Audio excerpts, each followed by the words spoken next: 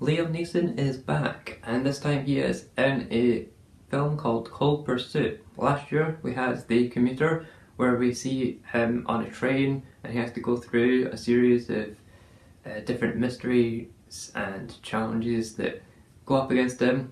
This year, Cold Pursuit is set in a snowy place, as you can kind of gather from the name of the film, and yeah, it's basically just the same as all of his other films, where he has to go and get revenge because someone has, you guessed it, killed his son. And this is very similar to a lot of other films that he's completed in the past, although you can really tell that he's getting on in age because he doesn't do a huge amount of action in this film. There's not a lot of running around and shooting, it's mostly just one-on-one killing someone. And overall, I thought the trailer was a lot better than the film because the trailer kind of made it out to be a lot more comedic than the film actually is, which was a bit unfortunate. And don't get me wrong, there was plenty of comedic elements in the film, but the trailer was just a lot more upbeat than the end product ended up being.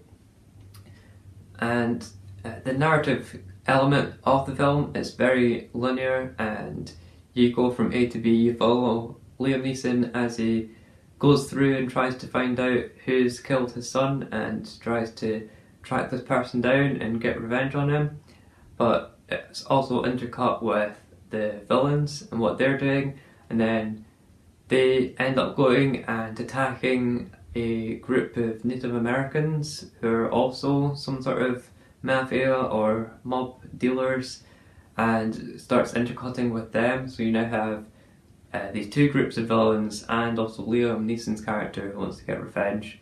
And I quite enjoyed that part of the narrative story, all these three groups of characters coming together and seeing what happens in the end result.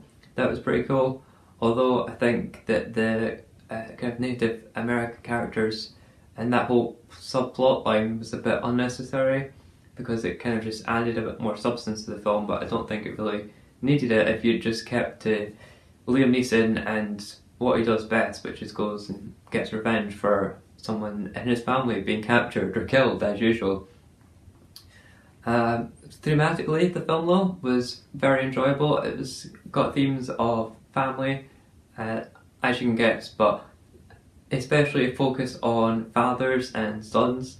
There's a lot of that throughout the film, not just Liam Neeson and his son. Obviously, he's got a lot of regret and wishes he'd spent more time with his son, although I think they could have shown that a lot more because it's essentially just him not being with his son very much. The son gets killed and then he goes out and kills a bunch of people in revenge, which, the motives of that doesn't seem all that great because it didn't really seem like he cared about his son. So I think they could have done a bit more work on Liam Neeson's motives in this film. But there's also a focus on other fathers and sons because the main villain of the film has a young boy, and you kind of see their relationship and how it doesn't work and how his ex-wife tries to come in and take the son, and that kind of thing plays an integral role to Liam Neeson's kind of end battle and what he ends up doing. And also the Native American characters have a father and son element because the villain ends up kind of interrupting and interjecting their whole relationship, and that becomes where the start of the conflict is between those two groups. So overall, I think the film could have been a lot better in terms of the story. It could have been a bit more beefed up with the motives, kind of played around with, making you really feel for these characters a bit more, rather than just trying to have a mildly humorous action flick. And even then, the action in this film wasn't all that great. I think if you wanted something a bit more tense, then you could probably go back and watch Non-Stop with Liam Neeson. But if you wanted something with more action, then just stick with the original Taken. This doesn't really add much to his portfolio of work, and the humorous points and comedic elements in the film weren't all that great. It got a couple of slight chuckles, but it just didn't really fit for the overall script and what they were going for. It felt a bit, you know, tonally confused, and I wouldn't really recommend going and seeing this film at the cinema while it's still out.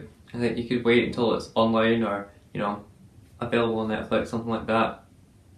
But if you really love Liam Neeson, then go ahead, go and check this out. He's definitely the same character that he's always been, and this film was definitely a sort of parody of his entire career, because there's scenes in the film where he says in the film as well, oh, I've, you know, found a good path and I've stuck to it, which is really just in reference to his entire career of action films, that he's found a good path to stay on in his career and he's stuck to that.